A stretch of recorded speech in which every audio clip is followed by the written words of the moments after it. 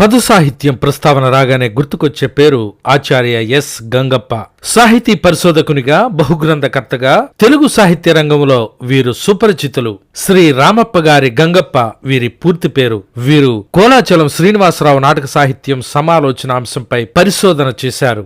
గంగప్ప గారు కాలేజీ అధ్యాపకునిగా ఉద్యోగ జీవితాన్ని ప్రారంభించి 1978లో నాగార్జున విశ్వవిద్యాలయంలో ప్రవేశించి అంచెలంచెలుగా ప్రొఫెసర్ స్థాయికి ఎదిగారు. అనేక మందిని పరిశోధక విద్యార్థులుగా తీర్చిదిద్దారు.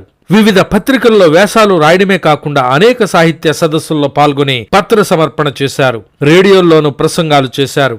నవల రచయితగా, నాటక రచయితగా, కథకుడిగా, కవిగా, పద సాహిత్యంపై, బాల సాహిత్యంలో ఇలా ఎన్నో ప్రక్రియల్లో సుమారు 100 రచనల వరకు చేశారు. ఆంధ్రప్రదేశ్ సాహిత్య అకాడమీ పురస్కారంతో పాటు తెలుగు విశ్వవిద్యాలయం పురస్కారం మరియు ఆంధ్రప్రదేశ్ రాష్ట్ర హంస పురస్కారం కూడా వీరు అందుకున్నారు.